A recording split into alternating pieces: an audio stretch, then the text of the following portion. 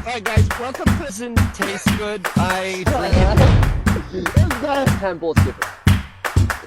So they work really.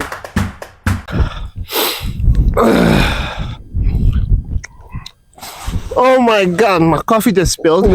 Great. What a way to start the podcast. Oh my god. Alright guys, welcome to episode 2 of Cleats and Coffee.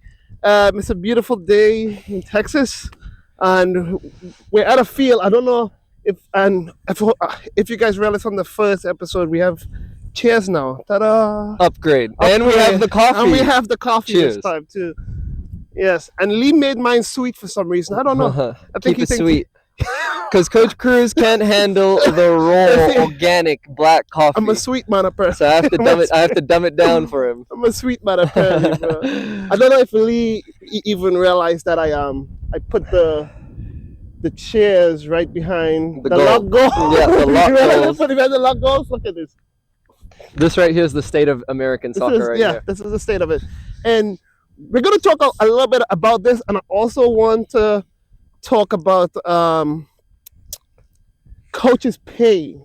Are coaches paid enough? Are coaches paid less? Like all of that as well too. So let's talk about first, before we jump into all of the topics and stuff, Lee, how was your week last week? How was your week last week? My week was good. I've been training very, very hard, just getting ready for my PANA competition in the middle of the summer. So just trying to get as many touches and hours on the ball as I possibly can. I have a question for you on that. Like, when did you because I didn't know you had that kind of like skill and stuff with the ball. Like, when did you realize that? Like, so a lot of people don't actually know this. I only really started training street soccer specifically a year and a half ago. mm-hmm. And I came to the realization that I think the boat for playing professional outdoor 11v11 had slightly sailed, but I still have this like burning passion for the game, and I still want to be a professional soccer something. So I think my next bet was switching to street soccer, and I think the amount of growth I've seen in the past year and a half is very satisfying. Well, you have improved in that. It's very, very satisfying. I remember when you first like started out, and I was like, it's cool. And then after you started doing an aka, I was like, oh shit, he's getting colder and colder as he goes. And I was like, I'm gonna be here all the way, man. Yeah, and it's just because I remember being young. As a young kid, I always imagined myself doing certain things with the ball, and now that I can actually do it, it's like I said, it's really satisfying. And just to all the players who see my videos and see other videos, it's just training. I am no more talented than the next player. I told Coach Cruz and a few of my other players this. My best attribute, it's literally just going and get my ball and going again. If I do something great, if I do something bad, just go run, get my ball, do it again and do it again and do it again and do it again. So just build that muscle memory, build a habit. Same thing as when we train, man. Yeah. The kids and everything, just keep encouraging them to do it again and do it again, and understand that you have that opportunity. And there's so much beauty in doing one thing for 1 hour. Ooh.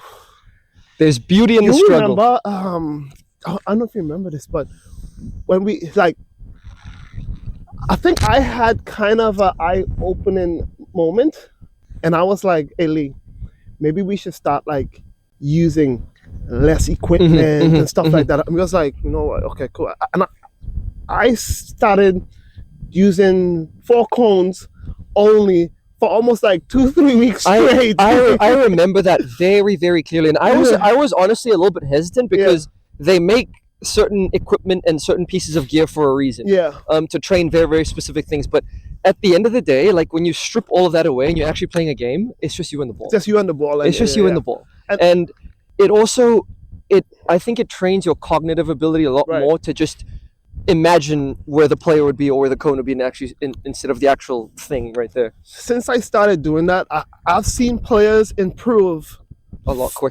quicker than usual, right? And just simplifying the training and simplifying it. Yeah, it's simplifying it. The game is simple. There's 22 players on the field. There's one ball. Whoever scores the most goals wins. Right. And sorry to cut you off there. Go ahead. now that we're a lot more simple in the training, we get more touches on the ball because we don't have to move equipment around during the session. We're a lot more focused. We get there, we train, we're in, we're out. I used to do like a lot of speed work and stuff, so I was like, man, I kind of stopped out of it because like the kids have an hour here, man. Mm-hmm. How can I get them better quicker in an hour? I'm not gonna get them stronger in an hour. I'm not gonna get them faster. But I could improve their technique in an hour. Yes. With just having it, touching the ball consistently over and over and over and over again, and just repping out the same thing over and over. Yeah. I see more progress a lot quicker, and I think that I should leave the speed work and stuff for the actual speed coaches and stuff. Like completely agreed. Completely in with that. You know, I think it's like you said, even if you train, it's difficult to get a player to get faster in just an hour. Right. And if you're doing only a 15-minute segment of speed work, you're not gonna. They might get a little bit more warm. Yeah. It's more of a warm up. It's more, yeah. And I think I've told people this before, and they told me that, nah, bro, you should do both. And I'm like, nah, I'm good. I'm not doing both. And it's just an additional point on the speed training. I see a lot of players who do speed training, and I think speed training is good for you. There's certain aspects that are very, very good, but there are certain players who are not training their speed training with the ball, like the high speed dribble with the ball. That's speed training. That is speed. That is a skill. That's speed training. Like it's one thing to run without the ball as fast as you can, but not enough people are training that sprint with the ball. Right.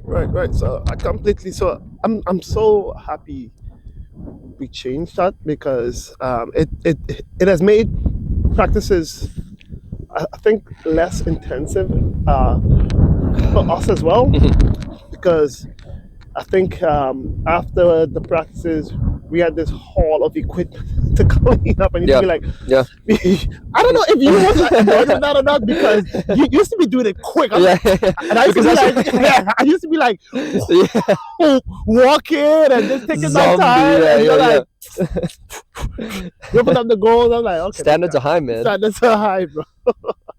But anyway, guys, all right, let's talk about the state of American soccer over here. Look at the field at the moment. I wish we could tilt the camera and like show all of you guys the field, but it looks like a pretty good field and a pretty good day. The grass is good.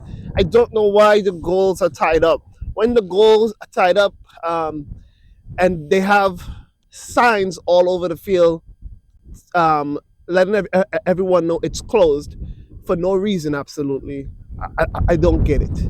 And what I've realized too is this isn't just a Texas problem. Yeah. It's a countrywide problem. Like goals are getting locked up all over the country. I would argue that because I think in some states, I think actually I was in California. They lock up Florida. They lock up the goals. Really, they lock up the yeah.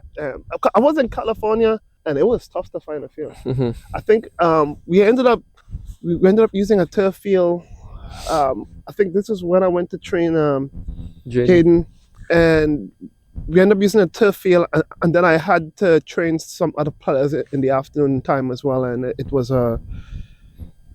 just tough to find a field to actually use, and it was like, but because all of them either have to pay $100 an hour, $150 an hour, and it's ridiculous. Goals are locked. It's ridiculous. The field's not cut, you know, and I do feel like this only happens in certain parts of the country, but it's the majority of the country. You know what I mean? That locks up the goal, especially at the rec fields. And the rec fields, I think the rec fields should be open to everyone. To everyone, all of the time, mainly because players need to start improving way more at the recreational level. Yep. That's the most important level, not the pro level. Yeah, because you don't improve much as a pro. You improve way more as a rec player. So I don't know why they lock up the goals. I remember in Ireland, they told us, we did the podcast on the turf, and they were like, don't speak about us on the podcast. And we was like, we know why. It's politics. And I think that they know that they're doing something wrong and they don't want to be exposed about it. You know what I mean? So they want to keep everything on a hush hush because it's just unacceptable. In almost every area, you'll probably see free or open tennis courts, Yeah. Tennis courts, cricket pitch, football field, basketball courts. They're all open. They're all open. But and you don't gotta rent them or anything. You can just go in there and play. But First come, first serve. For the soccer, now you gotta rent us, man. It's completely different. They lock up the goals. It's infuriating actually, and it pisses me off. I'm sorry, it really pisses me off. Yeah, but completely agreed. Yeah, I think the next thing I wanted to talk about was the pay for coaches and stuff. Do you think today coaches are paid enough, or coaches should be paid more or less? This is okay. Let me specify it a little bit more. Let's specifically aim this towards club coaches. Do I think club coaches are paid enough? No, because I see multiple club coaches having to take on multiple teams in order to make ends meet. Right. I think if a coach had a good wage and where they don't have to take up multiple teams, I think you're going to get more quality out of it. You're going to get more quality out of the coach. You're going to get more quality out of the players, because if you have one coach and he has 4 teams, I'm assuming... I used to coach 4 teams, bro. That's intense. I used to coach 4 teams. That's intense. All weekend, I was going all weekend to this game and this game and this game. Like, I'm literally... I have a game an hour away, and then I have to drive another hour. 30 minutes, an hour away to the next game. Okay, so now, question for you. Do you think that was beneficial? Do you think you got the best out of all 4 of your teams? Do you think you yourself were coaching at your maximum capacity? At that time, I believe I was doing okay. I think at that time, I just felt like that's what you were supposed to do as a coach. You know what I mean? And this is just what coaches do. At the time, I was being paid like maybe $25 an hour. No, 25 per game, and 25 per practice. You know, and times were cheaper back then, though. Yeah, times were way cheaper back then. Eggs and stuff were like pennies, you know. So it was a lot different then. But do I feel like it benefited me in some way? Experience, how to work, yeah. You probably got a lot of experience in a very, very short amount of time. Experience, man, like that, and that's invaluable. Yeah, it's the experience. You can't put a price on it. Yeah, because look, I ended up being the director of coaching at that club with no experience in literally managing a club at all. It was just based on my qualities as a coach. You know what I mean? And then and that was the biggest change, because I had to, at the time, I didn't even finish school yet. So I had to go back to school at the same time to kind of really, because I didn't want people to think that this is the only reason why I got that position. I wanted them to think that, you know, okay, he's qualified as well. Merit, you know what I mean? So I did the hard thing, and I went back. Yeah. And did it the old school way. Did the old school way, and you know, I didn't just want people to think he's only here because of this. No, I could actually manage. You know, I understand what I'm doing, and I know what I'm talking about. So I just needed. So yeah, but yeah, it was a great experience. Honestly, it was a great experience. It was a frustrating experience sometimes, because this having to deal with every problem in the club where everybody comes to you, you know, it did make you feel important. But it does take a toll on you. But it does take a toll on you, especially when you're receiving calls from parents at 10 p.m. in the night. You know, so yeah, but it was a good experience. So in total, do I think coaches should be paid more?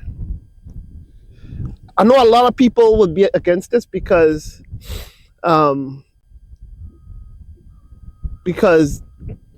people want soccer to be cheaper.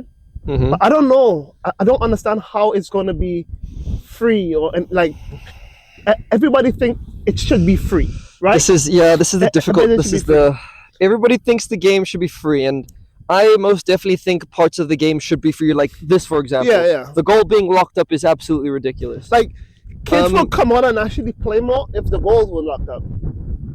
Yes, and this is also what I think could cut a lot of costs for a lot of clubs is the out-of-state travel to play games. The out-of-state travel to play games, and if you have multiple kids, Imagine look how big Texas is. Well, not even Texas. Let's just say Collin County, for instance. Collin County is huge, and we have multiple teams here. We have about, I don't know, 4 to 5 of the clubs. best teams, the best clubs in one area, but yet still they travel 2 hours away to play lower level team. And it's like, but what I've heard from parents as well too is, and the kids as well, they think it's a good experience for the kids, and they love it. I don't like the fact that people complain about how expensive it is when they are still willing to pay for it, because it's like we act as though I want to word this right. We act as though the companies are the one who are in charge of the prices, but I do believe it's all depending on consumer, if the consumer. If nobody's paying for it, the prices will go down. Yeah. Understand? So that's just my opinion. I do think that some coaches should be paid more. I really hope they're being paid more now. Do you think some coaches should be paid less? I do. I think some coaches should be paid less. Okay. I'm not naming any names. Which ones? I'm not naming any names. Which coaches, bro? But I can say it with a smile on my face.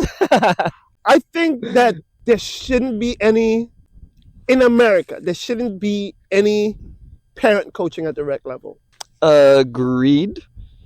I think if the parent has a background and a good understanding of soccer, I'm completely okay with it, but it can only be for a certain amount of time. It can only be for a certain amount of time. And do you know what I also think? I was thinking to myself yesterday, and I think I kind of have a point. So I'm going to start by asking you the question. Okay, go ahead. What came first? The invention of the ball or soccer as a sport? I think the invention of the ball had to come first. The invention of the ball came first. Right.